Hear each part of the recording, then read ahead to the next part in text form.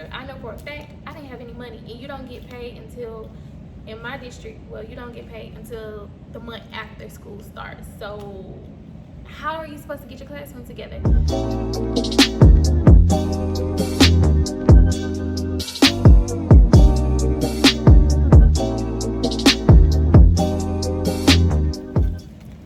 Hi you guys, and welcome back to my channel. I am currently at work, of course, in my classroom. This vlog I decided to do for my first time teachers or new teachers, or you've already been teaching but you're getting back into the teaching field or education field. First time teachers, everybody's been there. Everybody wants to know how to get things for your classroom. How do I decorate my classroom? How do I get resources for my students when I'm a first time teacher? I don't have anything. That was me 3 years ago, and I'm going to tell you what I did and show you some of the things that you can do. Honestly, this video is going to be all about you making things, all about you creating things for your classroom, because as a teacher you have to be creative for one, or you're going to have to spend the money. So as a first time teacher, I know for a fact I didn't have any money, and you don't get paid until, in my district, well, you don't get paid until the month after school starts. So how are you supposed to get your classroom together? Well, first things first, as for supplies, my school provides me with $100 every school year to get supplies for my classroom. What I used with my $100, my first year, I got some of the things I needed for my class, but when I used the money to get prepared for the year, I get things that I typically have to buy out of pocket over and over throughout the school year. So things such as glue sticks, scissors, color pencils, things that constantly get used or broken or lost that I get tired of buying. That's what I use my supply money with every year. So the school provides me with that. Now everything else, decor wise, I have to purchase out of pocket.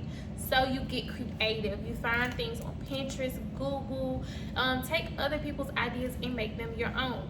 So some of the things I'm going to show you guys how to do, bulletin boards and everything. I'm just going to give you guys my opinion and some ideas of what you can do to help you keep the costs low, but feel as if your classroom is very homey and welcoming to your students. So stay tuned. All right, so first things first, I'm going to go ahead and jump into bulletin boards. Bulletin boards, first thing I can tell you guys to do with any and everything in your classroom, never turn down anything. If somebody's trying to give you something, now unless you just necessarily don't need it and don't like it, take it. Always take it. My first year, the lady that taught life science in the classroom that I had before me, she left tons of life science posters. They weren't in the best condition, but as you can see, I got them laminated and I still constantly use them now. So never turn down anything. For one, that was just truly a blessing. I did have some posters and some stuff, but I did get some from other people. So my advice, tip number one, I can tell you, do not turn down anything. Always take everything, because even if you can't use it in that moment, you may need it later. And then guess what? Later, you may have to purchase it because you don't have it. So don't turn down anything. Always keep storage. So I am getting my classroom ready for the new year. You guys know that. Be on the lookout for the vlog in which I'm gonna give you guys a tour of my new classroom. Bulletin boards. We have a school supply store here in my hometown, and I typically go in there to buy border and everything. Once you take it down, remove the staples, remove everything out of it, keep it. Make sure you have it nice and neat so that you can reuse it later, create a new idea, or even if you're gonna do the same idea over. Keep all of your items.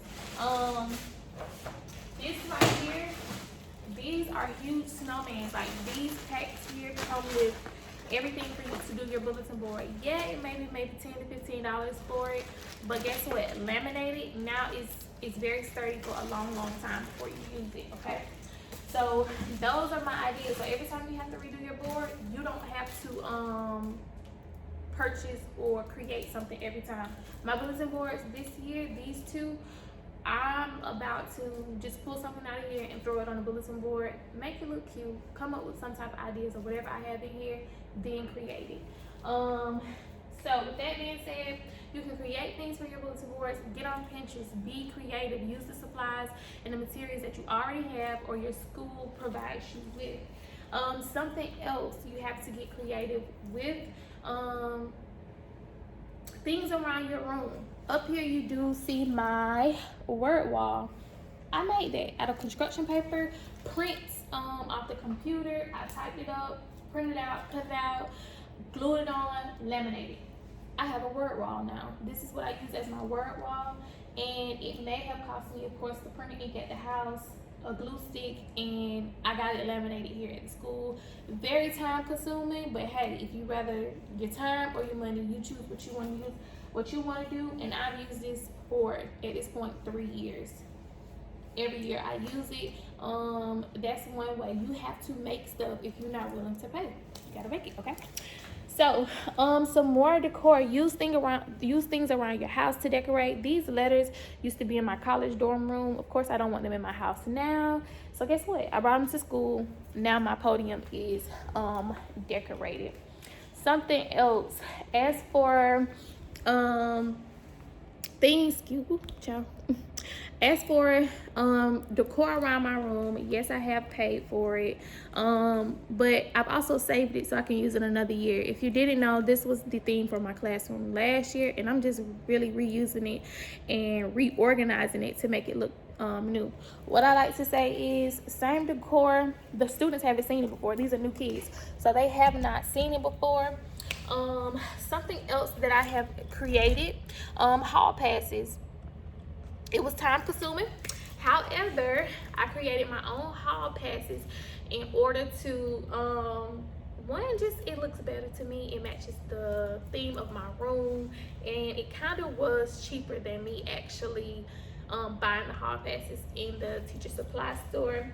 And these are what my hall passes look like. This year I will be using this one if we are in school. It's just a wooden plaque I got out of Michael's. I created it myself, and if you want to see how it looks, stay tuned for my following videos after this, or go to my tour of my classroom and you'll see it.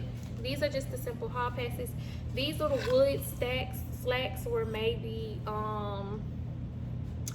70 cents. All I did was buy a color of some containers of paint, and I just painted them, let them dry, and wrote on them the different hall passes.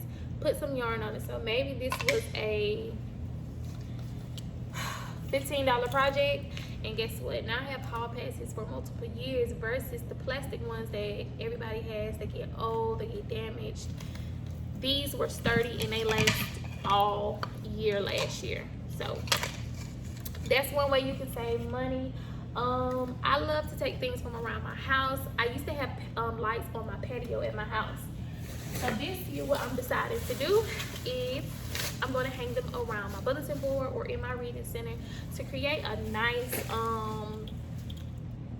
chill vibe, okay? So that's one thing different that I'm going to be doing. I wasn't using them at the house, brought them to the classroom, and now you can create something different in your classroom. Something else, you guys, just get on Pinterest for ideas. I am going to show you guys my classroom from my first year versus my classroom now, so you can see I did not have everything. I either had to make it, come up with my own ideas, or someone gave it to me, or I had to purchase it. And I know the purchasing, it's a lot, okay? It can become a lot. So another thing, creative idea that I have for your classroom, if you have the small windows, I know if there's an emergency drill, we have to cover our windows. Nobody has time to get the construction paper, cover it up. So I've created small little curtain blinds, and I got this idea from another teacher. And you take just command hooks and a tension rod, and you essentially just create a curtain. And guess what? If it's an emergency drill or every emergency, I just untie it, and now my windows are covered. Same thing with my curtains from my classroom. I have command hooks up at the top, Hopefully you guys can see. And I just have a tension rod pulled over. So guess what? Now my curtains are hung. As for these curtains, I may have paid $20 for all of them. I found them on Amazon and locally. And now my classroom, it just adds a pop of decor to your classroom. As for posters, if you don't have posters, create your own. Create your own posters. I knew for a fact that I would be teaching scientific classification. So I created my own domain hierarchy poster. Got it laminated, and at this point, been using it for 3 years. So with that being said, if you don't have it, create it. Make it your own, and it also adds a lot of spunk and pizzazz to your classroom. I believe in having a lot of things on the wall just to create or make my kids feel like they're at home or they're comfortable in my class. Something for them to look at. Nobody wants to feel like they're in a jail cell. This is a learning environment. So if you want to read something on the wall, I need it for it to be educational, for them to learn from it, whatever they're reading or looking at. Other things that may have been made, someone made it for me, but I did find it online and asked her to make it for me. This right here is a welcome sign, and it basically gives you my classroom rules without saying welcome. So that's great. I got that off of Pinterest and got someone to create it for me. But if you can do it yourself, do it yourself. It's not expensive. My focus up here, I got this off of Pinterest. I may have gotten the clock for maybe $5 and the letters out of Michael for $2 each. So I may have spent what, 2, 4, 6, 8 plus 5, $13 to create this. And guess what? Everybody loves it.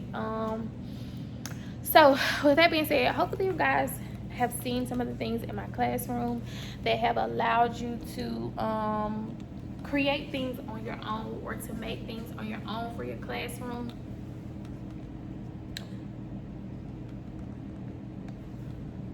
Also, don't be afraid to ask for help or ask someone, hey, can you help me do this, or hey, can you create that? A lot of things in here, I'm not the best at being artsy.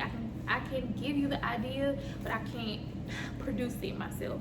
So I have to get someone to make it for me. Don't hesitate to do that. Don't ever hesitate to ask for help regardless. So I will drop